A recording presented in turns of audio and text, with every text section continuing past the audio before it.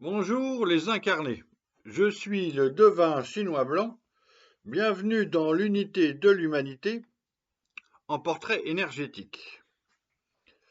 Merci de liker, de vous abonner, etc. Je continue une deuxième semaine musicale, aujourd'hui avec l'énergie 40, délivrance, la libération et le chanteur Corneille.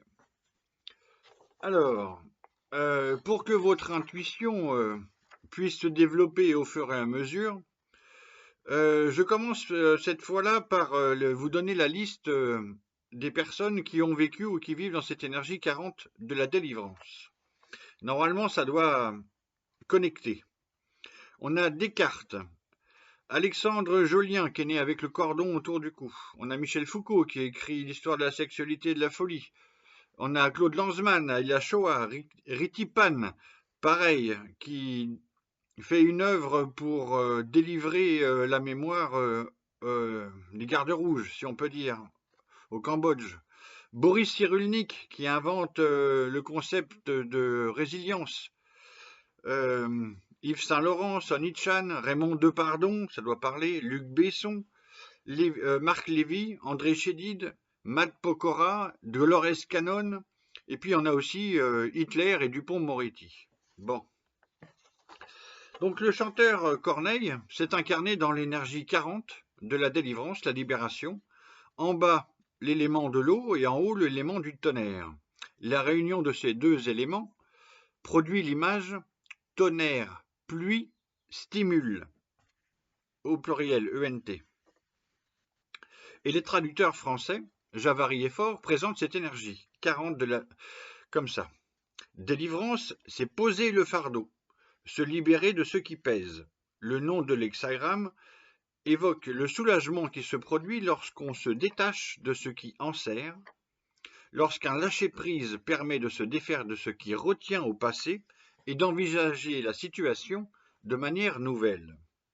Cela passe par l'établissement d'une distinction entre le réalisable et l'inaccessible, entre l'avant et l'après, cesser de s'investir dans ce qui nécessite plus d'attention permet de se concentrer sur les objectifs qui la requièrent. Fin de citation. Alors, pour nous aider encore, pour éclairer encore cette énergie, voici l'étude de la grande image de la délivrance 40, qui parle donc du rôle de la personne dans la société. Et sa formule, l'être accompli ainsi, en amnistiant les excès, pardonne les fautes. Alors, dans le cas de Corneille, il faut se retourner vers le génocide et puis vers ce qui s'est passé avec son histoire parentale et avec lui-même. C'est ce parcours-là.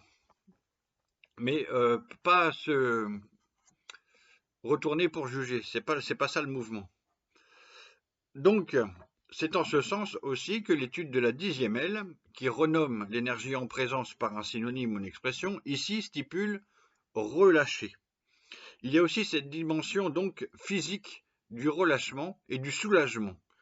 Ok, donc pour dire les choses, ça peut aussi aller sur les paix, le corps qui s'exprime par lui-même dans ce sens-là aussi, autant que l'esprit. On l'a tous entendu raconter son histoire incroyable qui vous glace le sang, le chanteur Corneille. Corneille, le chanteur, est né en 1977 en Allemagne parce que ses parents, rwandais, font leurs longues études en Allemagne. Son père va devenir ingénieur, etc. Et puis ensuite, quand il a 6 ans, les parents retournent au Rwanda vivre à la capitale. Je pense que c'est à ce moment-là, quand il a 6 ans, qu'il entre dans le texte de ses traits. J'ai écouté des interviews là et j'ai ressenti ça. Après, il faudrait que je fasse un texte complet, mais bon, je vous donne juste mon intuition de départ.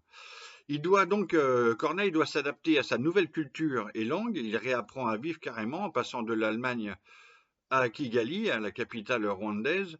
Et il va à l'école internationale. Il apprend aussi le français, donc c'est la langue de l'ancien colonisateur qu'on doit apprendre si on veut un peu réussir dans sa vie, un peu comme ses parents. Donc, et puis le drame surgit lorsque Corneille a 17 ans. Et là, il semble que ce soit l'entrée dans son deuxième trait, le yang de l'eau.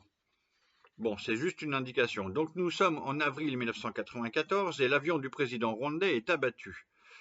Cela déclenche une guerre civile et ethnique. Donc je ne rentre pas dans les détails, ça c'est pas le sujet. Quelques jours plus tard, des hommes armés entrent dans la maison de la famille de Corneille. Ils tuent tout le monde, donc les parents, 3 enfants, donc 2 petits frères et une petite sœur de Corneille, lui c'était l'aîné, et 2 autres personnes du foyer.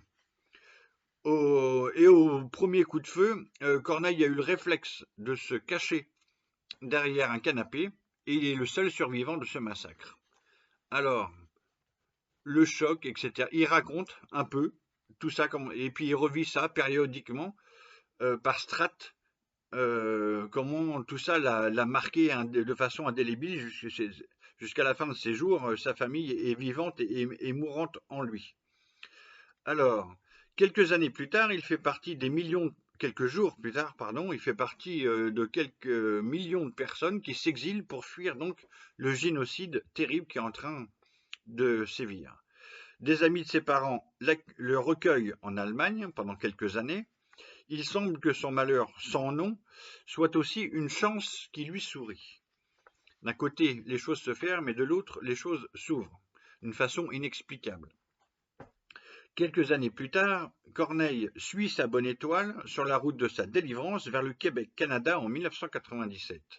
Musicien, auteur, compositeur, interprète, son premier album est un succès avec plus d'1 million d'albums vendus et tout le monde entend son tube qui parle de sa délivrance et de sa libération parce que l'on vient de loin, sorti en 2002 au Québec et en 2003 en France.